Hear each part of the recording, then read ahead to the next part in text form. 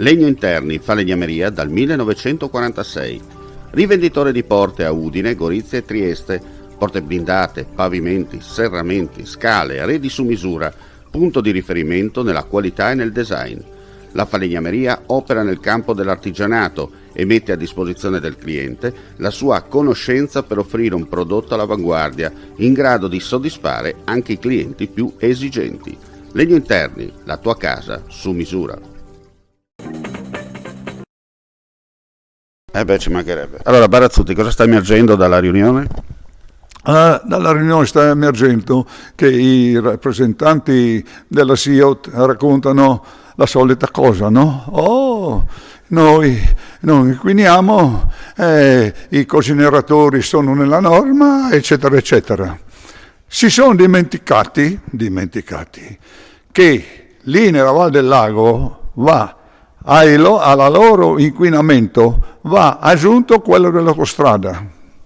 E allora siamo abbondantemente fuori, ma al di là di essere dentro o fuori dalle norme, ulteriore inquinamento, anche se nella norma, non ci sta bene in una valle stretta. Tra l'altro noi abbiamo già 1000 disgrazie in questa valle, ci hanno distrutto il lago con la centrale idroelettrica. Che bisogno hanno loro di mettere bruciatori, cogeneratori a metano, quando hanno la centrale elettrica e ha messo la stazione di pompaggio proprio lì, adiacente, separato dalla centrale idroelettrica solo l'autostrada. Senta, magari per i non addetti ai lavori, soprattutto per chi non conosce bene la realtà della zona, non è che voi siete contro il progresso, voi siete a favore di mantenere anche l'ambiente, questa è la cosa importante. Sì, però, perché se non fosse possibile diversamente, diremmo necessità vuole, ma lì c'è la centrale, ha messo la centrale negli anni 60, la loro centrale di pompaggio dell'edotto apposta lì, quasi attaccata alla centrale idroelettrica per avere la corrente elettrica. Perché non attingono? Se hanno bisogno di altra corrente elettrica non attingono là lì, perché la centrale ha tre turbine, ogni turbina 22 metri cubi d'acqua al secondo, può produrre corrente elettrica di fulminarli. Inoltre, ma perché se finora l'oleodotto ha funzionato normalmente, cosa è?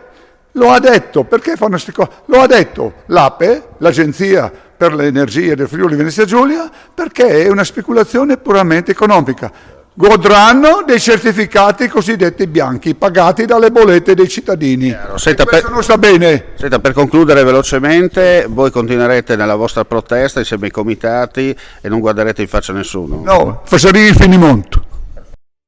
Signor Sindaco, il suo comune è un po' l'epicentro di questa situazione perché manca solo un inceneritore e poi il cerchio si chiude.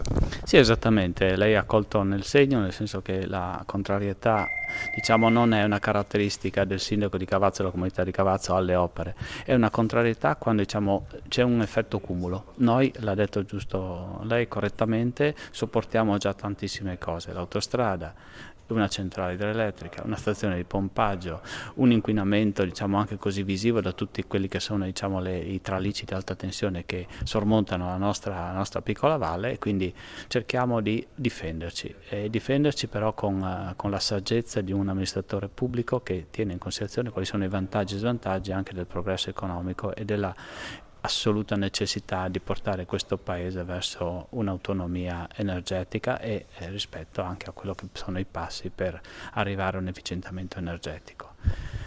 La controparte cosa vi propone? A me nulla, come è stato in 40-50 anni di SIOT. Io ogni volta faccio questo ragionamento. Credo che ogni comunità debba sopportare rispetto al costo-beneficio. E io onestamente, e vorrei anche essere smentito, dalla SIOT di 50 anni di presenza sul mio territorio non ho mai visto nulla.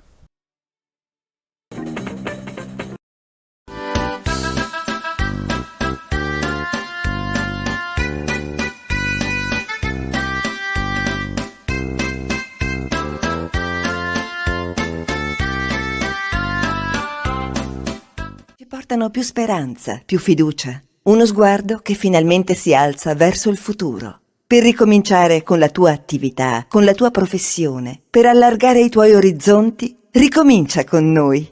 contatta il nostro ufficio pubblicità. È il momento giusto per ripartire insieme. Chiamaci ai nostri contatti